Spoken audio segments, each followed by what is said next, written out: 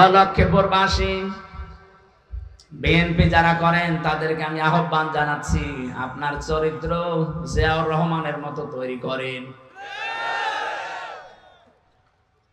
ভাঙ্গা বাক্স একটা প্রেসিডেন্ট, আপনি কোথায় আছেন? কার আদর্শ মেনে আপনি রাজনীতি করেন? আমি তো কিছু বুঝি না। আমার সাথে তো তারেক জিয়া সাহেবের পিএস ছিল 3 বছর আমার পাশে, তার বন্ধ ছিল গিয়াসউদ্দিন মামুন, আজ 14 বছর ছেলে। বাতিলের রসানলে পড়ে এই মানুষগুলো, যুবক মানুষ কতদিন পর্যন্ত পড়ে আছে জেলখানায়। যাদেরকে যে মামলা দিয়েছিল আমি দেখেছিলাম জামিন যোগ্য সব, কিন্তু ওই ডাইনির কারণে আমরা কেউ জামিন পাইনি, খালি লাল দাগ মারা ছিল।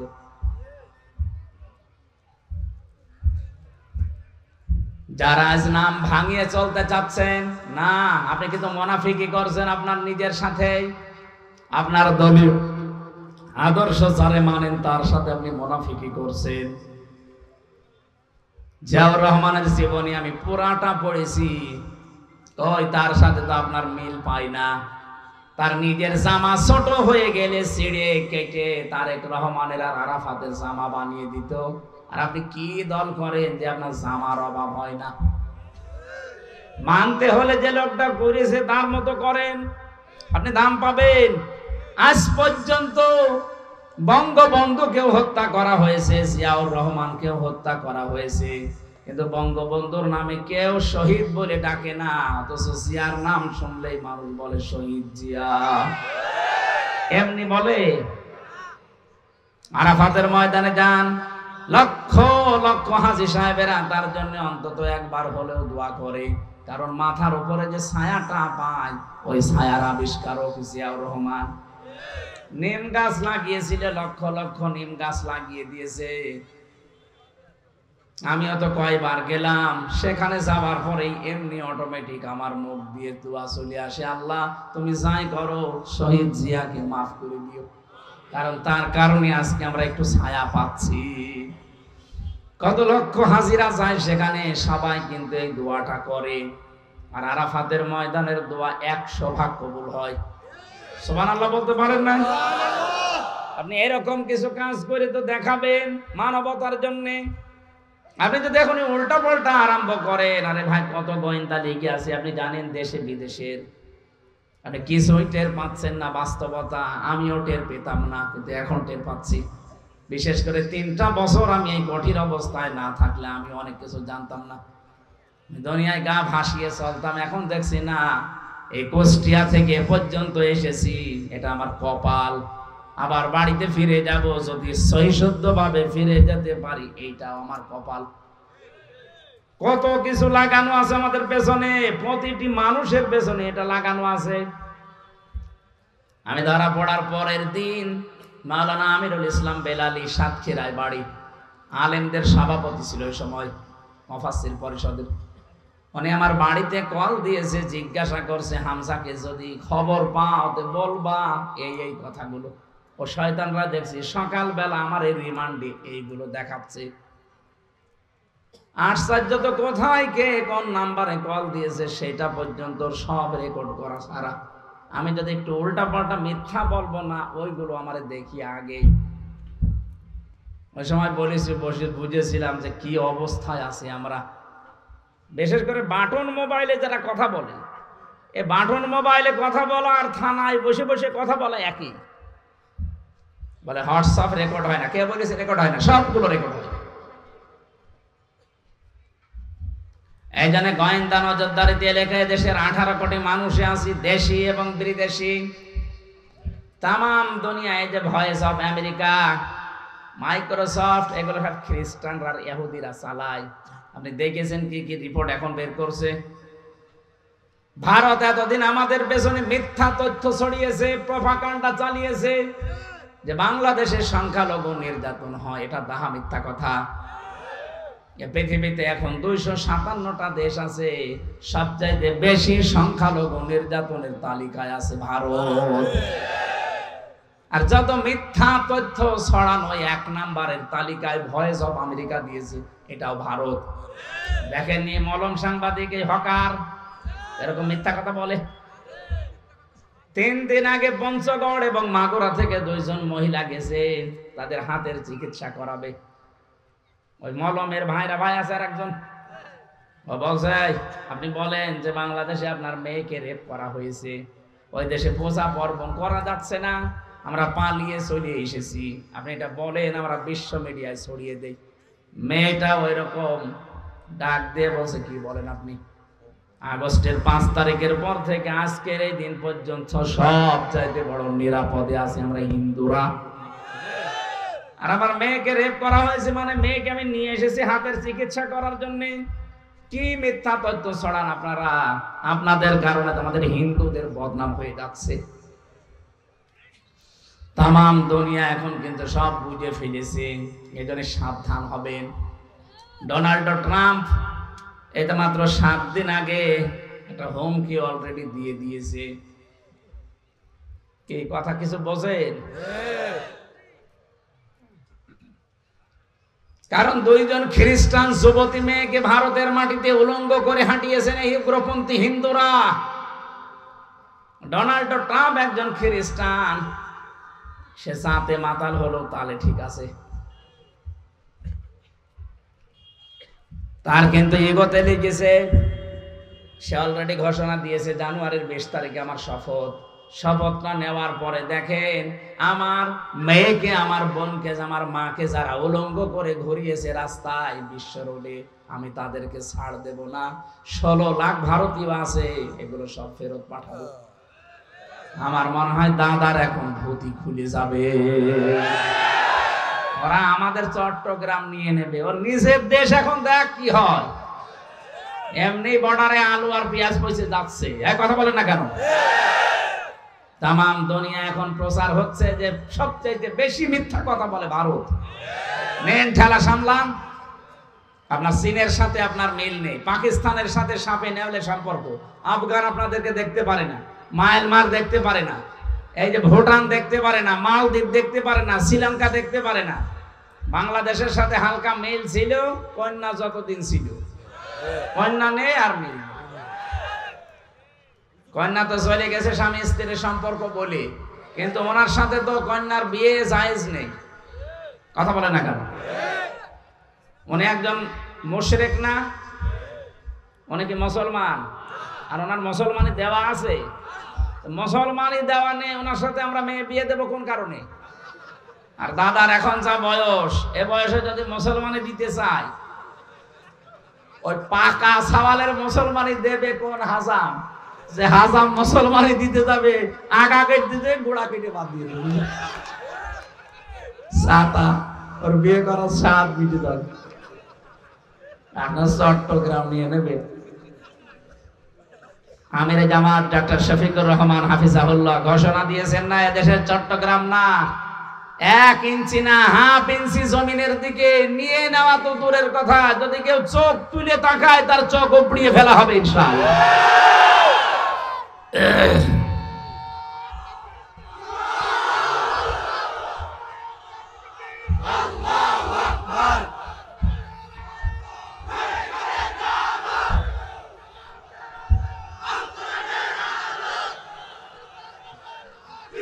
আলহামদুলিল্লাহ ভাই।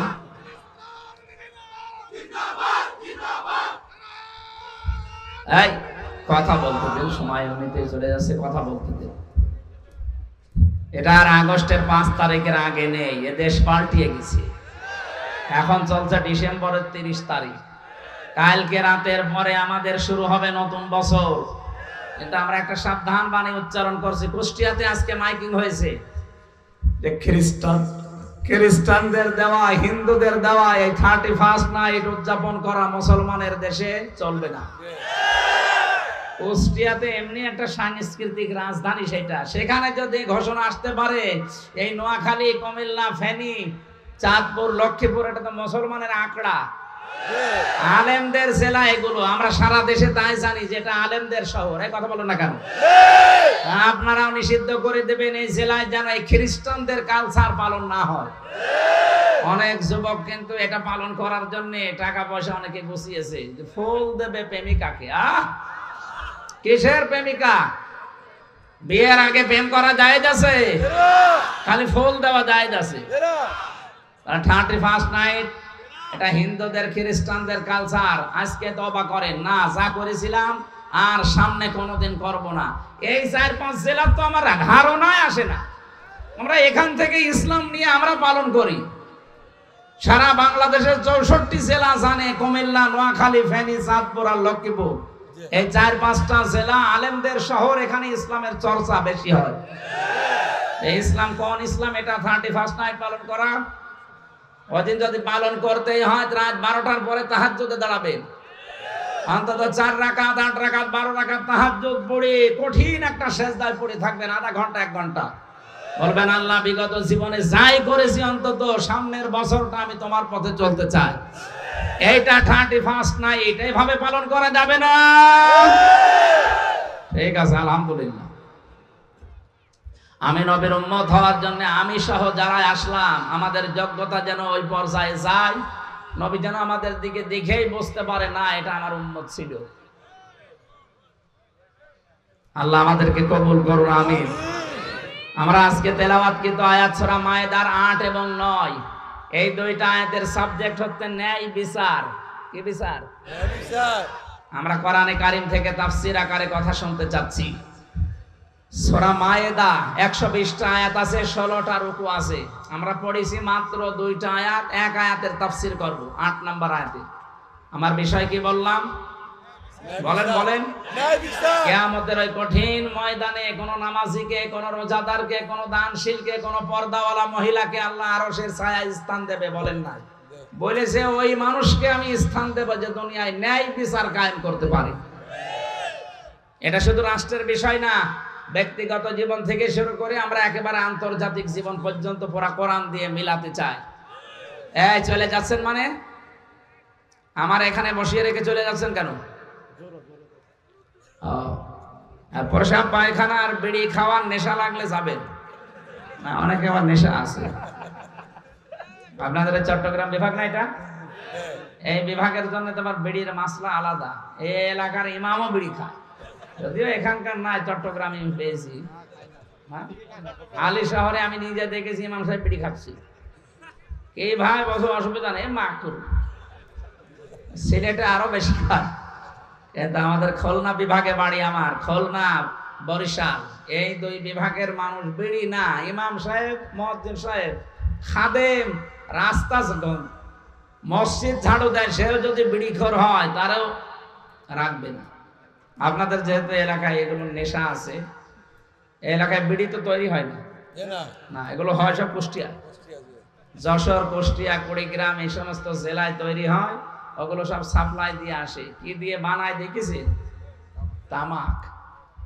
সবচাইতে বেশি চাষ হয় কুষ্টিয়া, চুয়াডাঙ্গায়।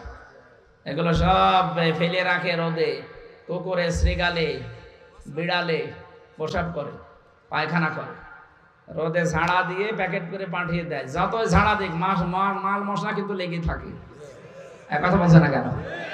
ওইটাই করে আপনারা খান, শোক টান যতই দিন, ভেতরের অবস্থা তো ভালো না।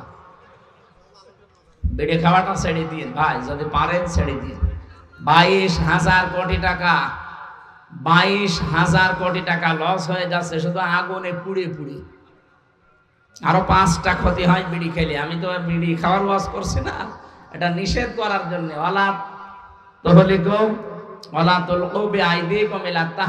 নিজেদেরকে নিজেরা ধ্বংস করে দিও না, এটা আত্মহত্যার শামিল। মানুষ মনে করে বিড়ি খেলে আর কি কয়েকটা জিনিস নষ্ট হয়ে যায় ভেতরে। আর আপনাকে আল্লাহ যা দিয়েছেন এগুলো সব আল্লাহর পক্ষ থেকে আমানত। একটা জিনিস আপনি নষ্ট করতে পারবেন না ইচ্ছা করে। কথা বলেন না কেন? সুতরাং এটা যারা খাচ্ছেন ছেড়ে দেবেন। আর যদি খুব বেশি নেশা লাগে, আজকের মতো খান, খেয়ে আবার তাড়াতাড়ি চলে আসবেন ইনশাআল্লাহ। দেখলেন, ইনশাআল্লাহ বলছে, তার মানে এরা খাবে। এবার আমরা কোরআনে যাচ্ছি, নেন। আল্লাহ রাব্বুল আলামিন বলেন, ইয়া আইয়ুহাল্লাযীনা আমানু, ও হে যারা ঈমানের দাবি করো। ডাক দিয়েছেন আল্লাহ কাদের? আরো জোরে। এখানে আমরা যারা আছি সবাই কি ঈমানদার না বেঈমান?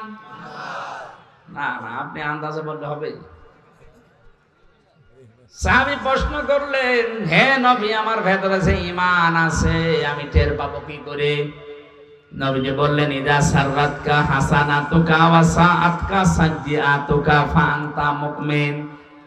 যখন তোমার ভালো কাজগুলো তোমাকে আনন্দ দেবে আর অন্যায় কাজগুলো তোমাকে কষ্ট দেবে, ভেতর থেকে একটা বাধা আসবে, প্রতিবন্ধকতা সৃষ্টি হবে, তখন বুঝবে তোমার ঈমান আছে। বাংলার মুসলমানেরা, আমাদের সবার কাছে কি ভালো কাজ ভালো লাগে? বলেন না কেন? অন্যায় কাজ অন্যায় মনে হয়? এই যে মোবাইলের ভেতরে যাদের এমন এমন দৃশ্য আছে, সিনেমা আছে, নভেল, নাটক আছে, যেগুলো নিজে দেখলে আনন্দ পান, অন্য কেউ দেখলে আপনার লজ্জা লাগে, এরকম কোন দৃশ্য যদি থাকে এই মুহূর্তে ডিলিট করা লাগবে। যাই আছে নিজে দেখলে ভালো লাগে, অন্য কেউ দেখলে আপনার লজ্জা লাগে, শরম লাগে, এইটাই কিন্তু গুনার কাজ। কথা বলেন না কেন? এরকম কোন দৃশ্য নেই মোবাইলে? এখনই ডিলিট করেন, তারপরে ওয়াজ শুরু করছি। নেন, কারা কারা ডিলিট করবেন হাত তোলেন তো, হাত তোলেন। হ্যাঁ, দাঁড়িয়ালা ভাই, দেখি মোবাইল, দেখি কি আছে আপনার।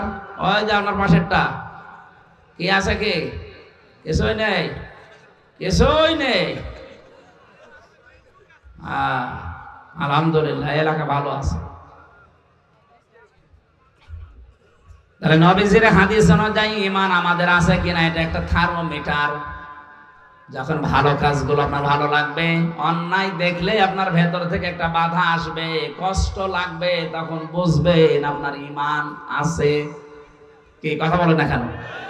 এই ঈমানদারকে আল্লাহ ডাক দিয়ে জানিয়েছেন, কোন তোমরা হয়ে যাও কাওয়ামিনা লিল্লাহ শুহাদা বিল কিসত।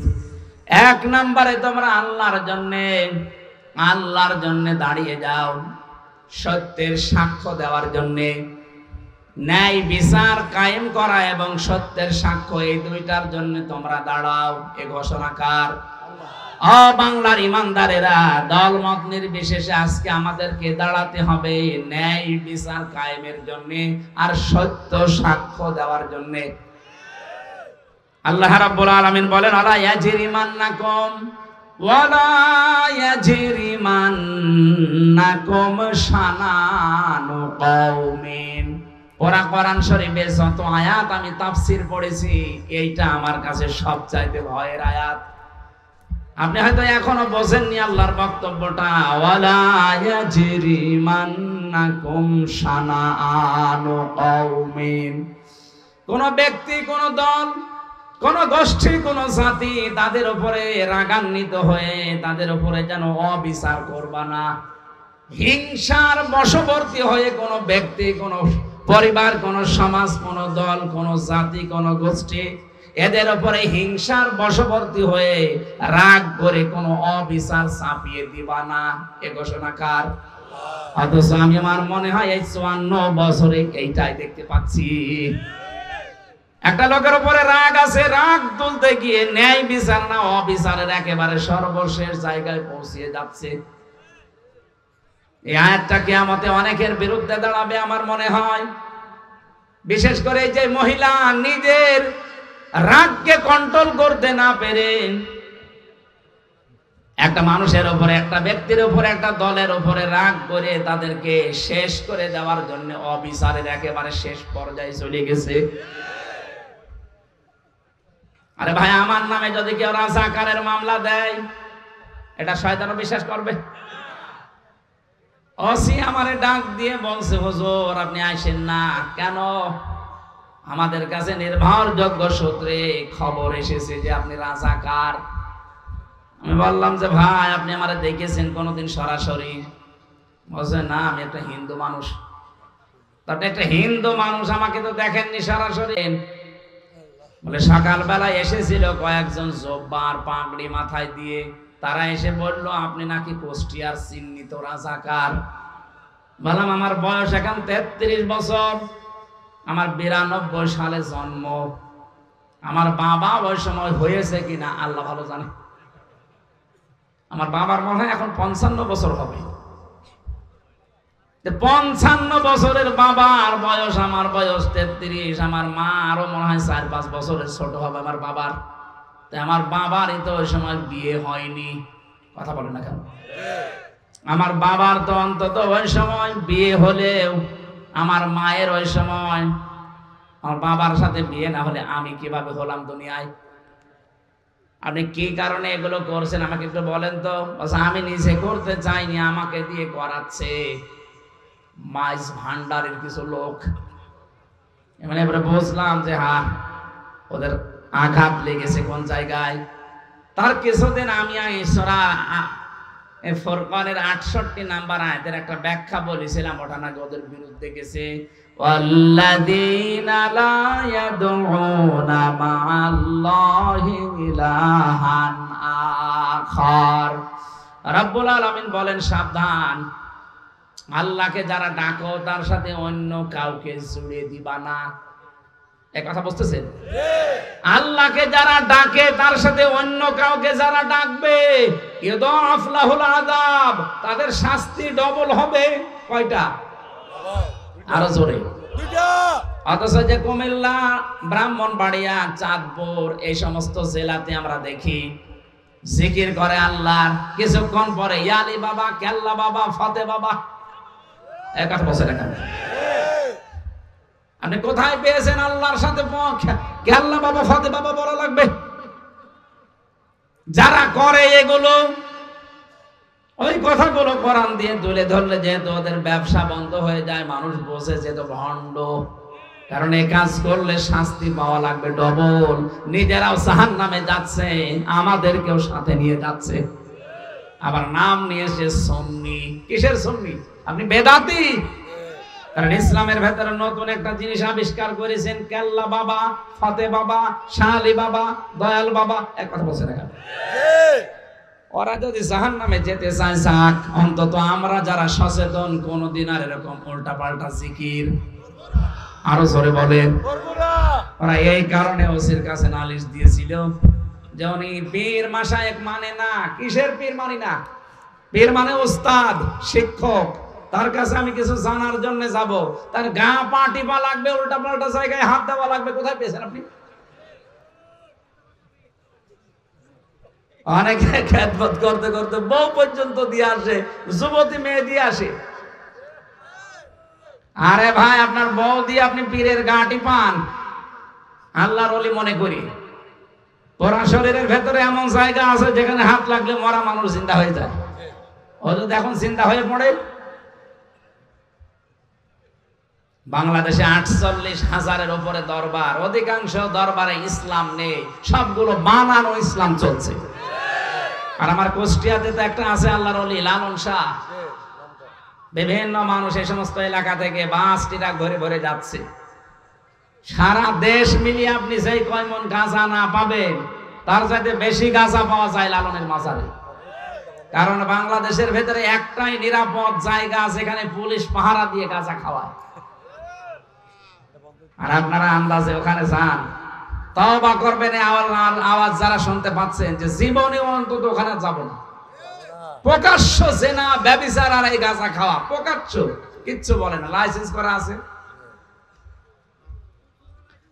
আমার ভাইরা, এই মিথ্যা মিথ্যা মিথ্যা মামলা দিয়ে, মিথ্যা সাক্ষী দিয়ে মানুষের জীবন যারা নষ্ট করে দিয়েছেন, আল্লাহ পাক তাদেরকে আজ নির্দেশ দিচ্ছে, ঈমানের দাবি করো, ভালো করে শোনো। দাঁড়িয়ে যাবে না এই বিচার কায়েমের জন্য।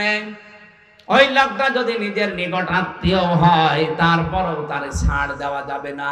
কারণ অধিকাংশ আগের উম্মত যারা, ওই মানুষগুলো গরিব মানুষরা যদি অন্যায় করত, একেবারে 100 বিচার করত।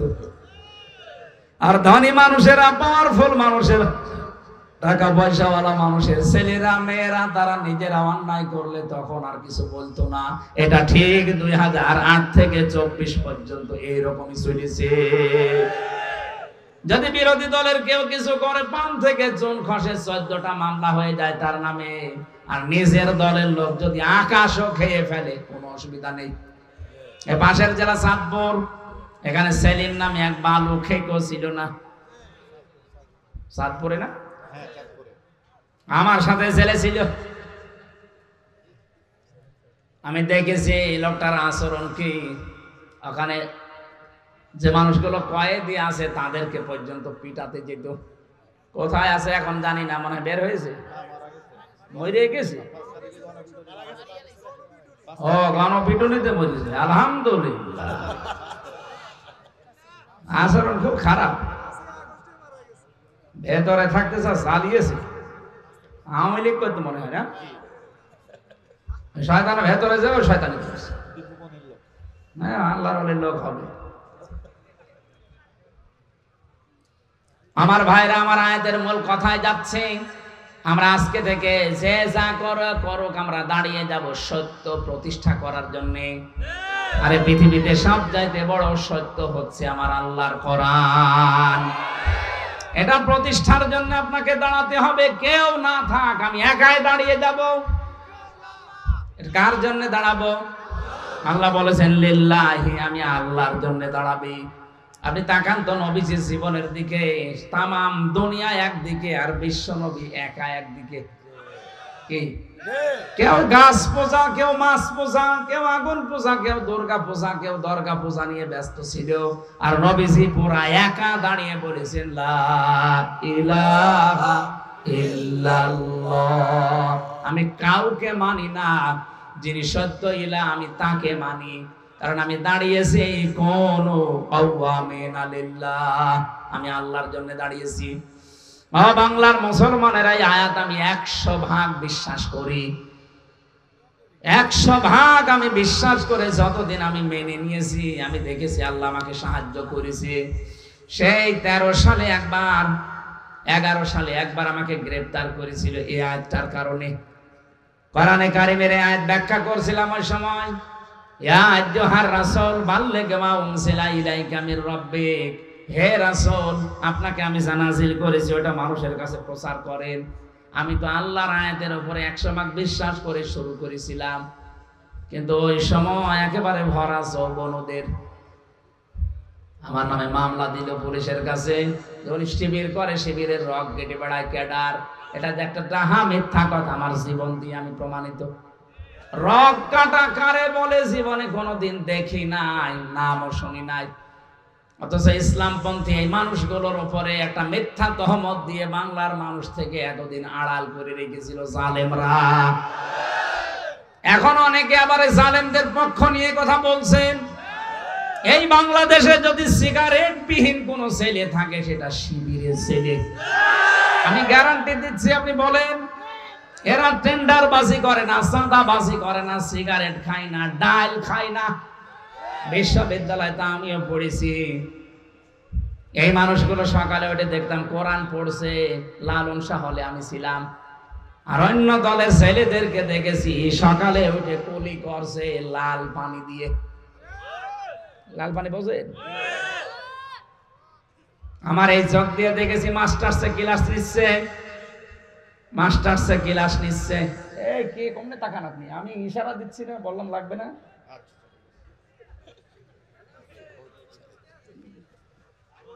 মাস্টার্সে ক্লাস করছিলাম, হঠাৎ শুনতে পেলাম হইচই। কি হয়েছে?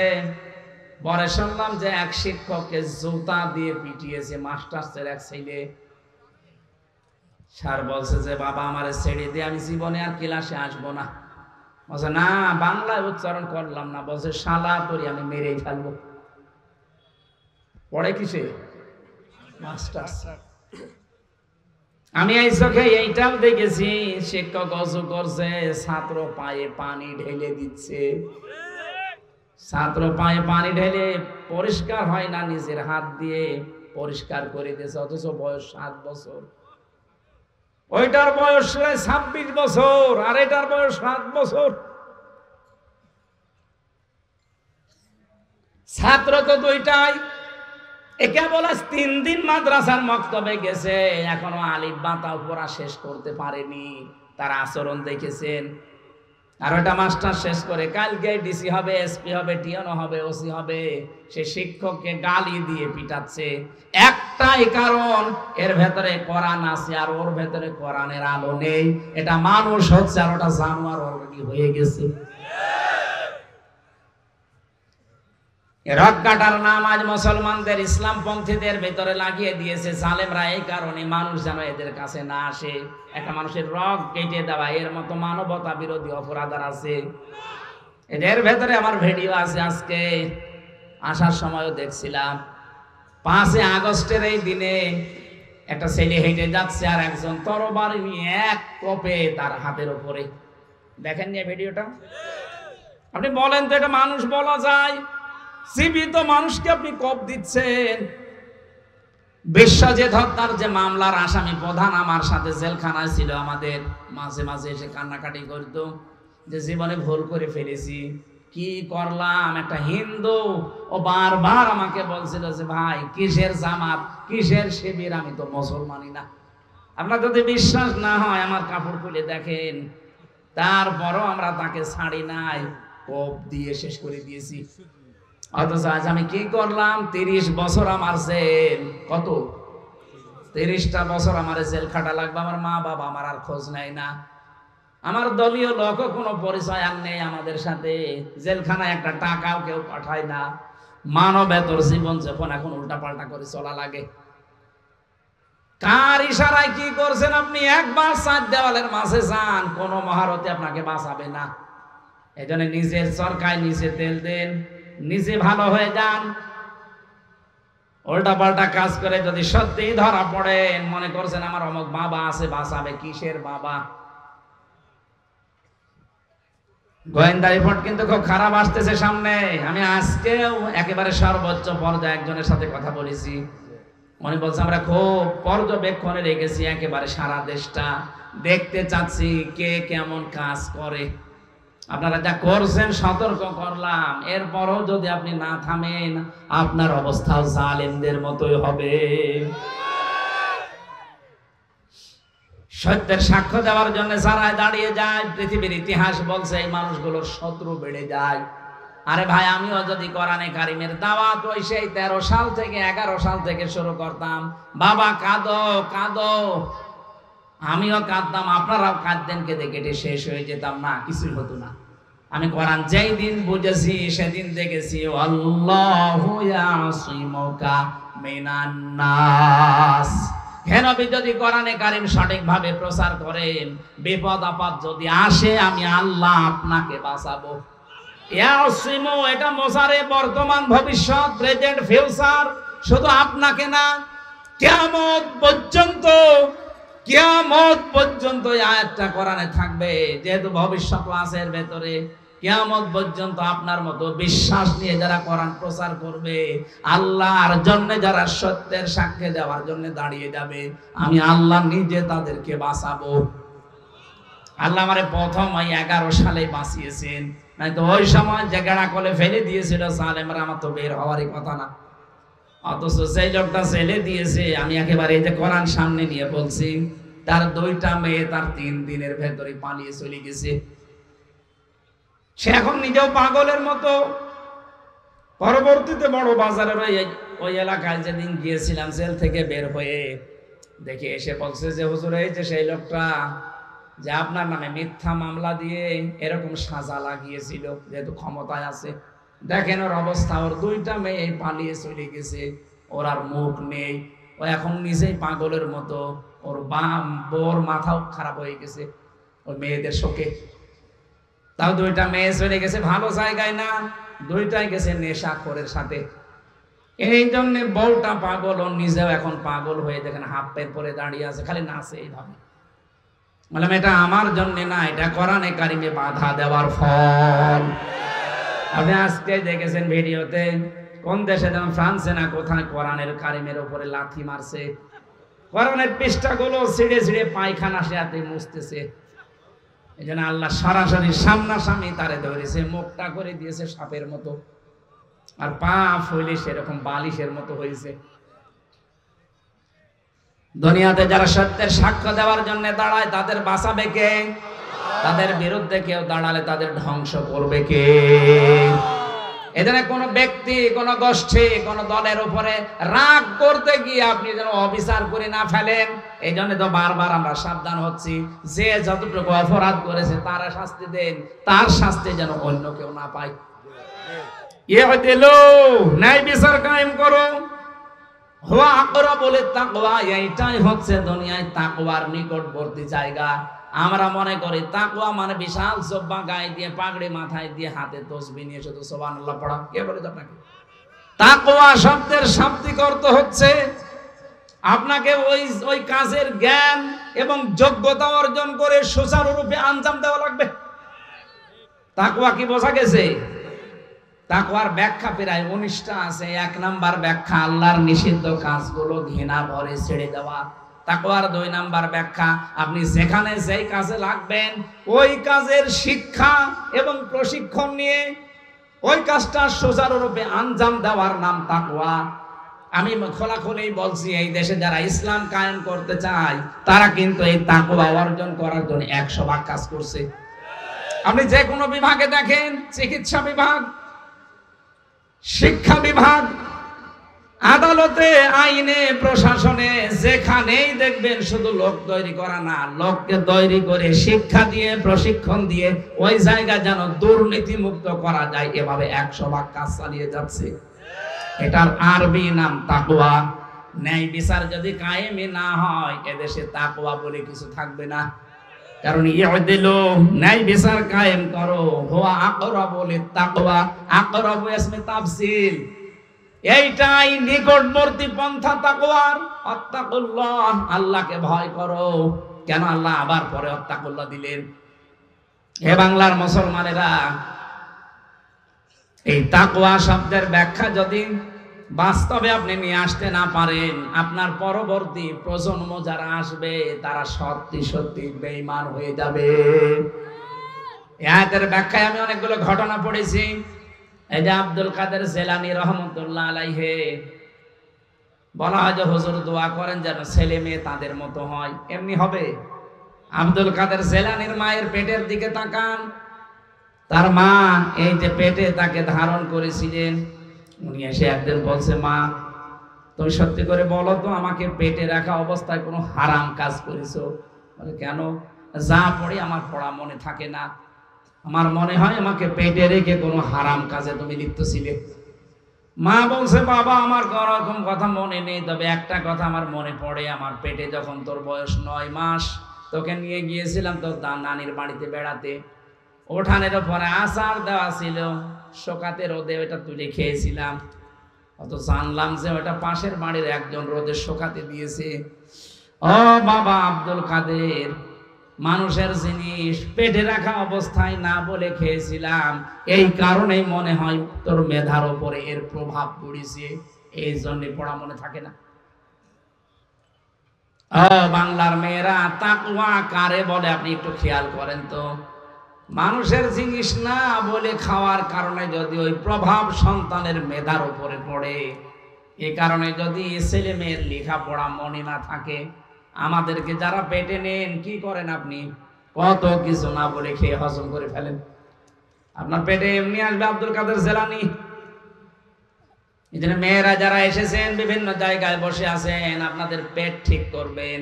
আর আমরা তাকওয়া অবলম্বন আজকে থেকে করব এইভাবে, যেখানে যেই কাজ করব সে কাজটা যত ছোট হোক আর বড় হোক, ওই কাজের শিক্ষা এবং প্রশিক্ষণ নিয়ে ওই কাজটা সুচারুরূপে আঞ্জাম দেওয়ার চেষ্টা চালাবো। আল্লাহ আমাদেরকে তৌফিক দেন আয়াতটা মেনে চলার। ইন্নাল্লাহা খাবীরুম বিমা তা'মালুন, অবশ্যই আমি আল্লাহ খবর রাখি তোমরা যা করো।